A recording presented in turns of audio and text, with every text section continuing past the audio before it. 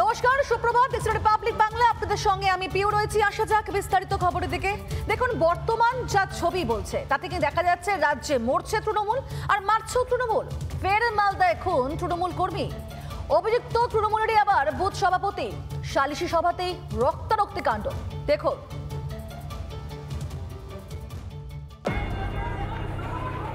ফের সালিশি সভা। এবার সালিশি সভায় কুপিয়ে খুন তৃণমূল কর্মী। দা নিয়ে ঘুরে বেড়ানোর ছবি ভাইরাল। এসব ছবি মালদার কালিয়াচকের, যা অনেককেই মনে করিয়ে দিচ্ছে চোপড়া ত্রাস তাজিমুল ইসলাম ওরফে জেসিবির কথা। সেবারও এক সালিশি সভার ঘটনা ঘিরে তোলপাড় হয়েছিল রাজ্য রাজনীতি। সালিশি সভার নামে অত্যাচারের ভয়াবহ ছবিতে শিউরে উঠেছিলেন সকলেই।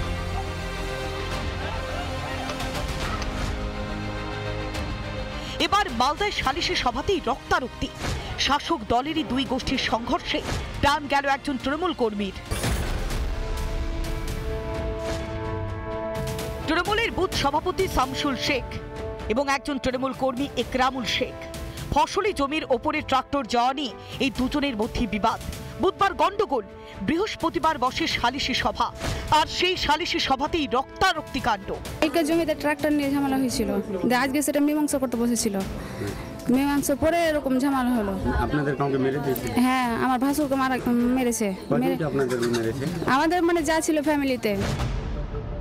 কুপিয়ে খুন করা হয় একরামুল শেখ নামে একজন তৃণমূল কর্মীকে। অভিযুক্ত তৃণমূলের বুথ সভাপতি শামসুল শেখ। অভিযোগ, সালিশি সভা ডেকেছিল রাজনগর গ্রাম পঞ্চায়েতের তৃণমূলের পঞ্চায়েত সদস্যের স্বামী মুক্তার শেখ এবং মনিরুল শেখ। কালকে একটা কাকাতো ভাইকে মেরেছিল ওরা জুয়ারে 4-5 জন। ওটা নিয়ে আমরা আলোচনায় বসেছিলাম। সালিশি সভায় বসেছিলাম। বসার পর সালিশি সভা থেকেই ওরা ধাক্কাধাক্কি করতে করতে বেরিয়ে আসলো। বেরিয়ে আসার পরে হাসলাটি নিয়ে আলো পাতাড়ি কোপ দিতে থাকলো।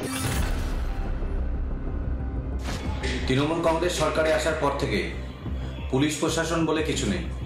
পুলিশ প্রশাসন এখন প্রত্যেকটা তৃণমূল কংগ্রেসের নেতাদের যে ব্যক্তিগত কার্যালয় সেখানে পরিণত হয়েছে। সেখানকার আইন শৃঙ্খলা রক্ষা তৃণমূল কংগ্রেসের নেতারা করে।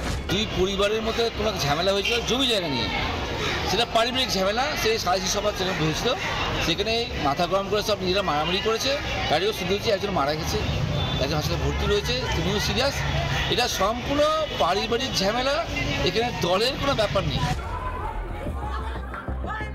এলাকায় উত্তেজনা থাকায় চলছে পুলিশের টহলদারি। রিপাবলিক বাংলা। নানা ধরনের কন্টেন্ট দেখার জন্য লাইক করুন, শেয়ার করুন আমাদের ফেসবুক পেজ, সাবস্ক্রাইব করুন আমাদের ইউটিউব চ্যানেল। পাশাপাশি অন্যান্য ব্রেকিং নিউজের জন্য অবশ্যই চোখ রাখুন রিপাবলিক বাংলায়।